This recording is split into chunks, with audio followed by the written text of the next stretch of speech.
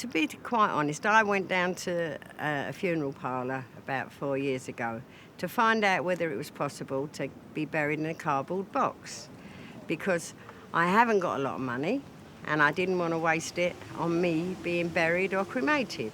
So I decided to ask them, and they said it would cost more if you have a cardboard box than it would ordinarily.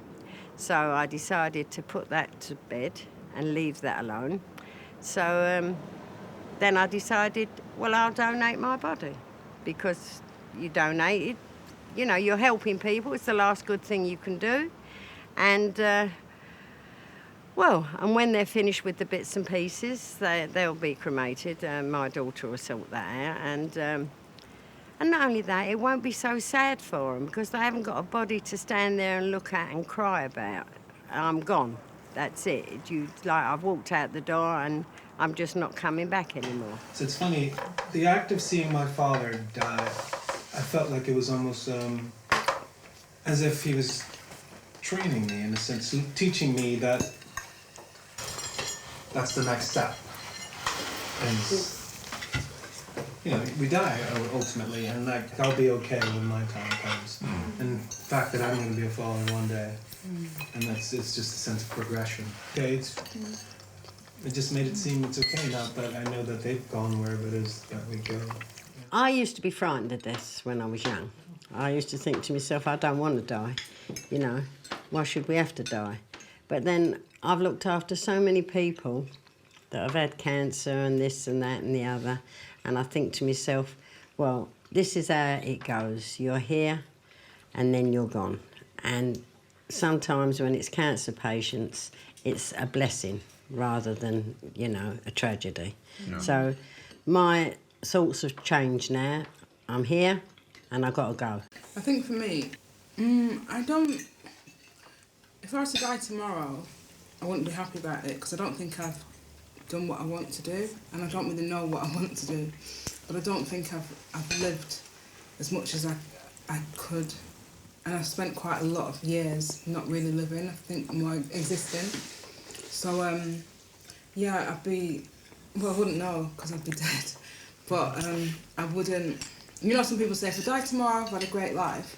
Mm-hmm. No, if I die tomorrow, I'll be like, bloody hell, I should have done this, I should have done that. So I feel like you, not now, Jesus.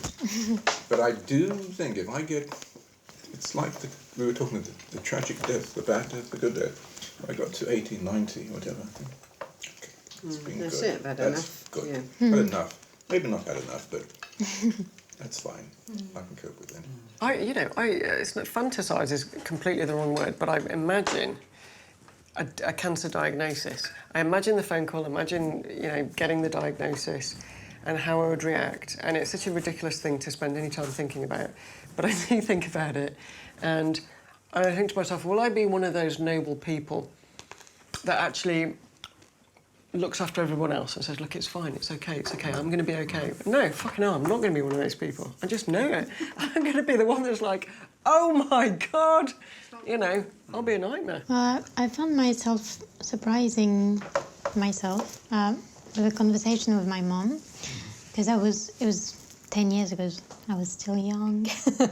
But, like, I don't know why we were having that conversation, but I was mentioning that if I ever had cancer, I wouldn't like to go through chemo. And I would be, obviously, I still think like that, but I also know that if you're faced with the thing, you don't know what you would think. Yeah. But I was like, I think I would be accepted and try to deal with it naturally, but I wouldn't put myself through that. And she started to panic, and she said, oh, when I was in my 20s, one of my friends got cancer, and she was exactly like you. She didn't do chemo, and she died. And I was like, yeah, and that's fine. It's not, you know, she was young, but maybe that was her life, and you can't resist it, thinking it was unfair, it was too young, because that's what happened to her, that's her story. And it, of course, it's natural to resist such a young death, but it's only when somebody dies that their life makes sense as a whole thing. What I think I've understood and realised about death is that it's nothing to be fearful of. And that, you know, what is a life? How long is a life? You know, a life can be long, short, or whatever. I think the important thing is that whilst you're alive, that you're constructive and you're creating as much value, and that you're driven by a really strong sense of moral purpose.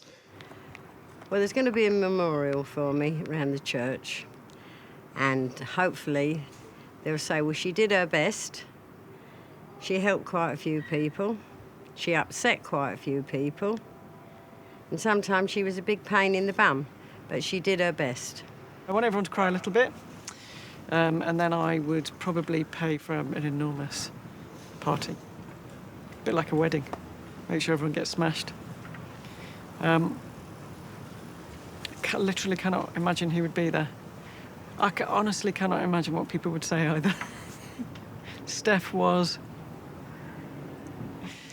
My funeral. I never think about my funeral. I think about other people's funeral, what I would say. I never think about mine.